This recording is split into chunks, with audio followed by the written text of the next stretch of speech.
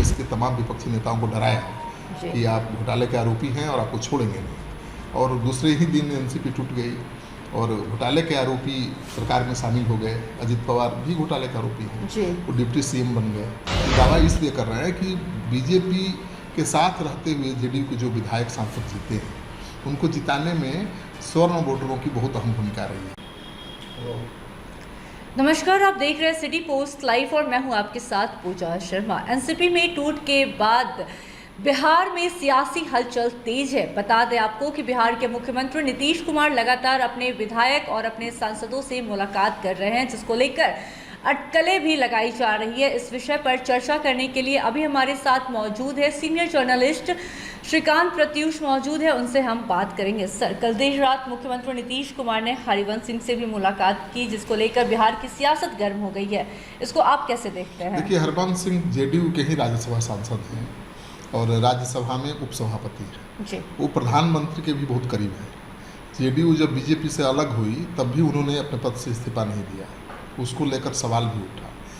नए संसद भवन का उद्घाटन हुआ, उसमें भी वो पहुँचे, उसको लेकर जेडीयू के नेताओं ने उन पर हमला भी बोला। मतलब मान कर चल रहे थे जेडीयू के नेता कि वो बीजेपी के साथ चले गए, लेकिन वो आते हैं अचानक। नीतीश कुमार के साथ उनकी बातचीत होती है, 1 घंटे की बैठक चली मुख्यमंत्री आवास में। तो उसको लेकर लोगों का बाजार गर्म हो गया है कि भाई वो तो पीएम के बहुत करीब हैं।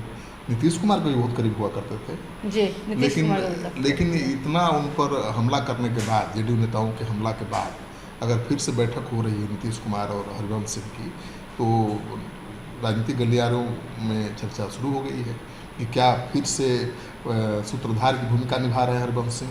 क्योंकि पहले भी जब आरजेडी को छोड़कर बीजेपी के साथ गए थे नीतीश कुमार, तो सूत्रधार यही थे हरिवंश सिंह जी।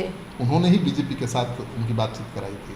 तो अब सबको लग रहा है कि अब तो भाई विपक्षी एकता के सूत्रधार है नीतीश कुमार और पूरे विपक्ष को गोलबंद कर रहे हैं मोदी के खिलाफ। ऐसे में अब बातचीत की कोई संभावना नहीं रहेगी। नीतीश कुमार के फिर बीजेपी के साथ वापस आने की संभावना खत्म हो गई है। लेकिन हरिवंश सिंह के साथ मुलाकात के बाद चर्चा जोर पकड़ गई है कि फिर से कहीं बात तो शुरू नहीं हो गई बीजेपी के साथ। सर, जेडीयू के नेता भी ऐसा कह रहे हैं कि हरिवंश सिंह बहुत पुराने नेता है, जेडीयू के भी नेता है, तो बस ये आम मुलाकात है। हाँ बिल्कुल, हरिवंश सिंह जेडीयू की तरफ से थे। इस मुलाकात के बारे में कोई औपचारिक खबर ही नहीं दी गई है और हरिवंश सिंह के दफ्तर से जो खबर आई है कि औपचारिक शिष्टाचार मुलाकात थी। लेकिन शिष्टाचार की मुलाकात राजनीति में कुछ होती नहीं है। हर मुलाकात के मायने निकाले जाते हैं।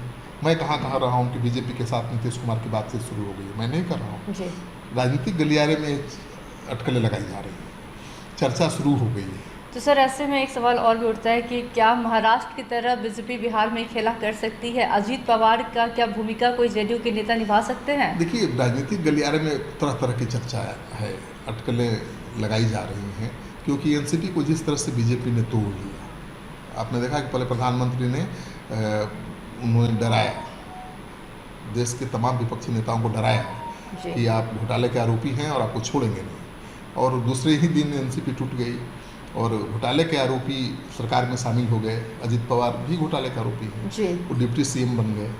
तो बीजेपी की नज़र तो बिहार पर भी है और बीजेपी के नेता खुद दावा कर रहे हैं, लगातार वो कह रहे हैं, बीजेपी के सहयोगी दल भी कह रहे हैं कि भाई जेडीयू के विधायक सांसद उनके संपर्क में हैं। दरअसल ये दावा इसलिए कर रहे हैं कि बीजेपी के साथ रहते हुए जेडीयू के जो विधायक सांसद जीते हैं, उनको जिताने में स्वर्ण वोटरों की बहुत अहम भूमिका रही है। यानी बीजेपी के प्रभाव क्षेत्र वाले इलाकों से जेडीयू के विधायक जीते हैं, सांसद जीते हैं, उनकी चिंता तो बढ़ी हुई है। क्योंकि अब तो महागठबंधन के साथ जेडीयू है, उसी के खिलाफ वो जीवन भर राजनीति करते रहे हैं। तो वहाँ वो कैसे लड़ेंगे? उनको वोट मिलेगा कि नहीं मिलेगा? कैसे मिलेगा? जो बीजेपी के वोटर हैं वो तो सपोर्ट करेंगे नहीं। आप जो आरजेडी के से सत्ता से नाराज थे और बीजेपी के साथ खड़े थे, वो भी साथ नहीं देंगे। टिकट भी कट सकता है। तो इसी को आधार बनाकर उपेंद्र कुशवाहा, चिराग पासवान, बीजेपी के नेता दावा कर रहे हैं कि बहुत जल्द ही जेडीयू में टूट होगी। लेकिन अब जेडीयू का अजित पवार कौन होगा ये कहना बड़ा मुश्किल है। लेकिन ये दावा कर रहे हैं विपक्ष के नेता कि जेडीयू में भी अजित पवार हैं जी, और उनसे जो उनके संपर्क में है, और उनको जिम्मेवारी दी गई है कि भाई आप पार्टी तोड़कर लाइए, टारगेट दिया गया है और उसके बाद आप भी सरकार सरकार में अहम भूमिका निभाई है। जी। बिहार में सरकार पार्टी टूट जाएगी तो बिहार में भी सरकार बन सकती है। जी। बिहार में नहीं सरकार है तो दिल्ली में सरकार है, तो दिल्ली में भी जगह मिल सकती है। तो बीजेपी हर हथकंडे अपनाएगी, इसमें शक की कोई गुंजाइश नहीं है। जिस तरह से एनसीपी को बीजेपी ने तोड़ा, तो बीजेपी तो कोई भी खेला कर सकती है, लेकिन नीतीश कुमार भी राजनीति के माहिर खिलाड़ी हैं, इतनी आसानी से अपनी पार्टी को टूटने नहीं देंगे। सभी विधायकों और सांसदों से 1-to-1 मीटिंग कर रहे हैं। जी। नीतीश कुमार से मिलना आसान काम थोड़े है विधायक और सांसद के लिए। ऐसे में ये भी सवाल उठ रहा है सर कि बिहार के मुख्यमंत्री नीतीश कुमार लगातार अपने विधायक और अपने सांसदों से मुलाकात कर रहे हैं, तो कहा जा रहा है कि नीतीश कुमार कोई बड़ा फैसला ले सकते हैं। और जब भी इस तरह की बैठकें करते हैं कोई बड़ा फैसला वो ले लेते हैं, और उन पर ये आरोप नहीं लगे कि उन्होंने खुद फैसला ले लिया, पार्टी का फैसला है, ये संदेश देना भी चाहते हैं। और चर्चा ये भी है कि आरजेडी का दबाव बढ़ गया है विपक्षी एकता के बैठक के बाद, क्योंकि नीतीश कुमार को संयोजक बनाने का प्रस्ताव पास हो चुका है। जी। तो आरजेडी ने दबाव हो सकता है बनाया हो कि अब भाई अब विपक्ष की एकता में लगिए, अब संयोजक बन रहे हैं महागठबंधन का, तो घूमिए पूरे देश में और विपक्ष को गोलबंद करिए, सीएम की कुर्सी पर अब तेजस्वी यादव को बैठाइए, ऐसा दबाव भी हो सकता है। लेकिन जेडीयू के जो सूत्र है वो बता रहे हैं, जो मिले मुख्यमंत्री से 1-to-1, उनमें से कोई भी विधायक और सांसद इस पक्ष में नहीं है कि नीतीश कुमार सीएम की कुर्सी छोड़ दें, तेजस्वी यादव को सीएम बना दें। तो अब नीतीश कुमार ये भी इस बात से भी ये जानकारी भी शेयर कर सकते हैं लालू यादव के साथ, तेजस्वी यादव के साथ, कि उनके पार्टी के तो कोई विधायक सांसद तैयार ही नहीं है। तो अपनी पार्टी तोड़ करके, अपनी पार्टी को बर्बाद करके वो सीएम तेजस्वी को बना भी देंगे तो क्या होने वाला है? सरकार तभी चलेगी ना जब पार्टी इंटैक्ट रहेगी। जब पार्टी ही टूट जाएगी तो तेजस्वी यादव को सीएम बनाने से क्या हासिल हो जाएगा? तो नीतीश कुमार ये भी संदेश दे सकते हैं। तेजस्वी यादव को भी sir land for job scam मामले में आरोपी बताया जा रहा है, तो ऐसे में क्या कह सकते हैं कि बीजेपी की चाल है विपक्षी एकता को रोकने के लिए? देखिए, बीजेपी शुरू से विपक्षी एकता को रोकने की कोशिश करती रही है। 2015 में भी ऐसा हुआ था, जब मुलायम सिंह आगे बढ़ रहे थे जी। तो उन पर भी दबाव बनाया गया था और विपक्षी एकता नहीं बन पाई थी। इस बार भी हो सकता है कि बीजेपी नहीं चाहती है, बीजेपी कभी नहीं चाहेगी कि नीतीश कुमार विपक्षी एकता का नेतृत्व करें, क्योंकि नीतीश कुमार की छवि तो एक साफ सुथरे नेता की है, कोई आरोप नहीं है भ्रष्टाचार का। जी। और आपने देखा ही कि उन्होंने विपक्ष के 15 नेताओं को एक साथ खड़ा कर दिया, एक मंच पे खड़ा कर दिया, बहुत बड़ी बात तो है। नीतीश कुमार अगर विपक्षी एकता का नेतृत्व करेंगे तो ये तो बड़ी चुनौती होगी बीजेपी के लिए। तो बीजेपी तो कोशिश करेगी कि विपक्षी एकता टूटे, इसके लिए वो नीतीश कुमार को भी ऑफर दे सकती है, तेजस्वी यादव को भी ऑफर दे सकती है, या दोनों को मजबूर भी कर सकती है। क्या लगता है सर, ऑफर देगी बीजेपी विपक्षी एकता को तोड़ने के लिए आरजेडी को और नीतीश कुमार को? अब देखिए, अटकलों को खबर तो नहीं कर सकते हैं, लेकिन जो राजनीतिक गलियारे में चर्चा है विधायकों और नेताओं के बीच, चर्चा ये है कि बीजेपी ने तेजस्वी को भी ऑफर दे दिया है और नीतीश कुमार को भी ऑफर दे दिया है। नीतीश कुमार का ऑफर है कि आप आ जाइए मेरे साथ, क्योंकि आरएसएस चाहता है कि नीतीश कुमार आएँ। आरएसएस इसलिए चाहता है कि नीतीश कुमार आएंगे तो विपक्षी एकता की जो मुहिम चल रही है वो खत्म हो जाएगी।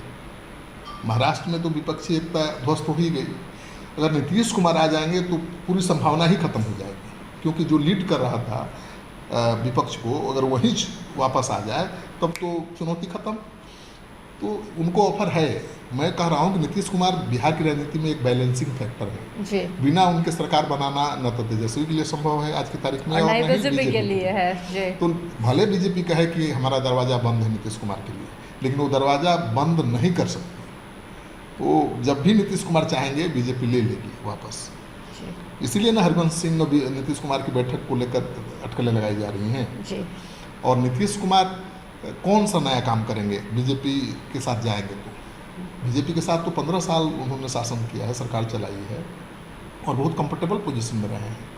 ठीक है, उनका आरोप है कि बीजेपी ने पिछले विधानसभा चुनाव में धोखा दिया, चिराग पासवान के जरिए उनके उम्मीदवारों को हराने की कोशिश की। ये नाराज़गी हो सकती है बीजेपी के साथ छोड़ने का, और नीतीश कुमार बताते भी रहे, यही कारण भी है। लेकिन अब परिस्थिति बदलती है तो राजनीति भी बदल जाती है ज़रूरत के हिसाब से, और नीतीश कुमार पहले ऐसा नेता थोड़े हैं कि पाला बदलेंगे। जी। देश के बहुत नेता, बड़े बड़े नेता पाला बदलते हैं। बीजेपी जो कर रही है वो कौन सी नीति का राजनीति कर रही है? एक दिन पहले ये धमकी देती है, दूसरे दिन उसी भ्रष्टाचार पार्टी का में नेता शामिल को कर मंत्री लेती बना है। देती है, डिप्टी सीएम बना देती है। तो सत्ता के शीर्ष पर जो बैठा हुआ प्रभु होता है उसकी प्राथमिकता होती है किसी तरह से ये नकेन सत्ता में बने रहना। उसके लिए जो भी करता है वो जायज़ माना जाता है। तो अफवाह कहिए, आर्टिकल कहिए, लगाई जा रही है, लेकिन निश्चित रूप से कुछ कह पाना बड़ा मुश्किल है। तेजस्वी यादव को बीजेपी का ऑफर है, जैसा कि राजनीतिक लेयर में चर्चा है कि आप नीतीश कुमार को छोड़ दीजिए जी, विपक्षी एकता से अलग हटिए और आप खुद सरकार सीएम बनिए और सरकार चलाइए। बीजेपी आप अविश्वास प्रस्ताव में वॉकआउट कर जाएगी।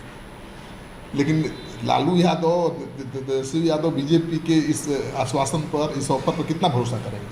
क्योंकि लालू यादव तो हमेशा, पहले भी ठीक है, एक बार बीजेपी के समर्थन से सरकार चला चुके हैं जी, लेकिन लालू यादव की छवि तो एंटी बीजेपी नेता की है, जी, ठीक है, जी। और कभी नहीं चाहेंगे वो खत्म हो। बीजेपी के सहयोग से सरकार कभी नहीं चलाना चाहेंगे क्योंकि अल्पसंख्यक वोटर छिटक जाएगा। नीतीश को अगर छोड़ के बीजेपी के सहयोग से सरकार बनाएंगे तो अल्पसंख्यक शिफ्ट हो सकता है नीतीश कुमार के साथ या कांग्रेस के साथ, ये भी खतरा है। जी। तो राजनीति इतना आसान नहीं है जितना दिखती है, उसमें कई पेच होते हैं। लेकिन बीजेपी कुछ भी कर सकती है, बीजेपी कोशिश कर रही होगी, हो सकता है दोनों को ऑफर दिया हो।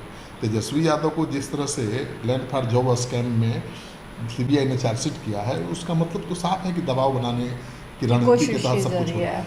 क्योंकि जिस समय ये घोटाला हुआ था 2006-7 में हुआ था, लालू यादव रेल मंत्री थे, उस समय तेजस्वी यादव की उम्र महज 13 साल थी। 13 साल की उम्र में अगर किसी बच्चे के नाम उसका पिता कोई प्रॉपर्टी लिखवा देता है तो बच्चों का दोषी नहीं मान सकते जी। लेकिन कानून भी ये केस कहती तो है। हो गया, अब तो कोर्ट में जाना ही पड़ेगा, फजीहत तो झेलनी ही पड़ेगी। तो दबाव नीतीश कुमार पर भी बीजेपी बना रही है, लालू यादव को भी क्या बना लगता है रही सर, दबाव में आएंगे? अब कह पाना बड़ा मुश्किल है। नीतीश कुमार केवल दबाव की वजह से झुक जाएंगे या अपना फैसला बदल देंगे, मुझे नहीं लगता है। लेकिन नीतीश कुमार समझदार राजनेता हैं, जो उचित होगा उनके राजनीतिक भविष्य के लिए, उनकी पार्टी के भविष्य के लिए वही करेंगे। और ये जो चर्चा है कि आरजेडी में जेडीयू का विलय कर देंगे, मुझे नहीं लगता है कि नीतीश कुमार कभी ये फैसला लेंगे। ये अफवाह भी हो सकती है। ये तो सर कभी नहीं हो सकता कि जेडीयू और नीतीश कुमार मर्ज हो जाए। की पार्टी क्यों मर्ज होगी? पार्टी मर्ज कर देंगे तो नीतीश कुमार के पास बचेगा क्या? बिल्कुल और वो सही कितना बात है। भरोसा कर सकते हैं लालू यादव पर, और लालू यादव कितना भरोसा करते हैं नीतीश कुमार पर, ये भी तो सवाल है। चलिए, तमाम मुद्दों पर अभी हम चर्चा कर रहे थे सीनियर जर्नलिस्ट श्रीकांत प्रत्युष से। उन्होंने सारी जानकारी दी है कि क्या कुछ आगे हो सकता है। तो फिलहाल की इस खबर में बस इतना ही, अब आगे देखना होगा कि क्या कुछ होता है। बने रहे सिटी पोस्ट लाइव के साथ। इस वीडियो को लाइक करें, शेयर करें और चैनल को सब्सक्राइब करना ना भूलें। आपका सहयोग समर्थन सिटी पोस्ट के लिए काफ़ी मायने रखता है। धन्यवाद।